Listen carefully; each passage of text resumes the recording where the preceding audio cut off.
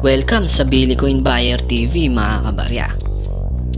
Ang pag-uusapan natin sa video ito ay ang updated value ng 1 peso coin na Jose Rizal na may taong 1972 o 1974. Samahan nyo ako mga kabarya at alamin natin kung magkano nang sa ngayon ang halaga ng baryang ito dahil napakarami pa rin nagtatanong sa atin about dito sa 1 peso coin Jose Rizal na may taong 1972 at 1974. Marami pa rin hindi makapaniwala mga kabarya na yung iba sa mga lumang barya natin ay naibebenta na natin sa mas mataas na halaga. Sasabihin ko na rin po sa inyo mga kabarya kung ano po yung mga klase ng lumang barya na mataas na ang halaga o collector value. Makinig lamang po kayong mabuti mga kabarya. Pero bago ang lahat mga kabarya, ay kung bago ka lamang napadpad dito sa ating YouTube channel, ay baka pwede mong i-click ang like, pindutin mo na rin yung subscribe at yung bell button para lagi kang updated mga kabarya sa mga barya na tumataas na ang halaga o collector value. Maraming salamat po mga kabarya. Bago natin talakayin ang 1 peso coin Jose Rizal 1972 at 1974 mga kabarya, ay ipapaalala ko po sa inyo yung mga barya na patuloy ko pong binibili hanggang sa ngayon. Ito po yung mga BSP series na kasalukuyan pa rin natin ginagamit sa ngayon. Baka makita nyo ito mga kabarya. Unang-una sa binibili ko ay ang 25 centimo.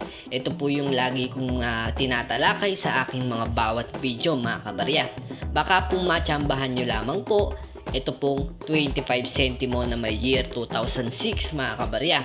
Marami na rin po tayong nabilhan ng ganitong uri ng coins at syempre mga kabarya ay kailangan ko pa po nito. Ito po ay nagkakahalaga na o binibili ko na mga kabarya sa halagang 1,000 hanggang 3,000 pesos ang kada piraso. Napakamahal na rin po ng value niyan dahil sobrang hirap na pong hanapin ng 2006 na 25 centimo coin. Baka akalain nyo mga kabarya na basta-basta lamang po ito nakikita. Hindi na po ito basta-basta nakikita sa ngayon, pero kung ikaw ay nakapagtabi ng mga 25 centimo coin, ay baka posible na matsambahan nyo ito mga kabarya. Kaya i-double check nyo po, baka makita nyo po itong year 2006 na 25 centimo coin, 1,000 to 3,000 ko na po yan binibili. Ang pangalawa sa mga barya na patuloy kong binibili mga kabarya ay ang piso naman mga kabarya na may taong 2005 mga kabarya. Yan po ay binibili ko na sa halagang 300 to 500 ang kada isa nito. Napakarami na rin po nating nabilhan nitong piso na may year 2005 sa ating mga viewers. Ayan, kaya i-double check nyo pong mabuti kung yan po ay piso na may taong 2005. Ayan, 300 to 500 pesos na po ang kada piraso ang bili natin dito mga kabarya. Good luck po. At ang pangatlo mga kabarya na patuloy nating binibiling coins, ito pong 5 peso coin year 2006. Ayan mga kabarya. So ito po ay lagi kong pinapaalala no mga kabarya para matandaan nyo po yung taon ng barya na patuloy nating binibili. Ito pong 5 peso na may year 2006 mga kabarya ay binibili ko na sa halagang 1,000 up to 1,500 po ang kada piraso nito. Marami na rin po akong nabilhan nito pero patuloy pa rin po akong bumibili hanggang sa ngayon. Marami ring mga kabarya nating kolektor ang naghahanap nito. Kaya i-double check nyo pong mabuti yung inyong mga 5 peso at baka yan po ay may year 2006. Okay? At sa pang-apat natin mga kabarya ay ang 10 peso coin naman mga kabarya na kadalasan ko rin pong nabibili sa ating mga viewers. Ito po yung 10 peso coin na may year 2007 mga kabarya. Okay, ito pong year 2007 mga kabarya ay binibili ko na sa halagang 1,000 up to 2,500. Okay, ito po ay hindi na rin biro na makita sa ating mga 10 peso coin BSP series dahil nga meron na tayong mga bagong 10 peso coin yung new generation currency. So ito pong 10 peso coin na luma mga kabarya ay isa sa mga hinahanap natin. Basta po yan ay may year 2007 na 10 peso coin BSP series. Okay po. Yan po ay isa sa mga bubuo sa aming mga koleksyon at patuloy naming hinahanap kasama ng aking mga kabaryang kolektor. Okay, at ang panglima mga kabarya. So ito pong panglima natin mga kabarya ay ang 10 peso coin pa rin. So tandaan nyo po yung mga taon mga kabarya para hindi po tayo paulit-ulit na nagtatanong dito sa ating Facebook page mga kabarya. Okay po. So ito pong 10 peso coin na hinahanap ko pa ay ang 10 peso coin year 2009. Okay, yung una po ay 2007. Ito pong pangalawa ay 2009. Ito po mga kabarya ay binibili ko na rin sa halagang 1,000 hanggang 2,000 pesos mga kabarya. Okay? So ito pong 2009 na 10 peso coin ay mahirap na rin talagang hanapin. At ayan, maraming nagsasabi na meron daw sila, marami daw sila nito.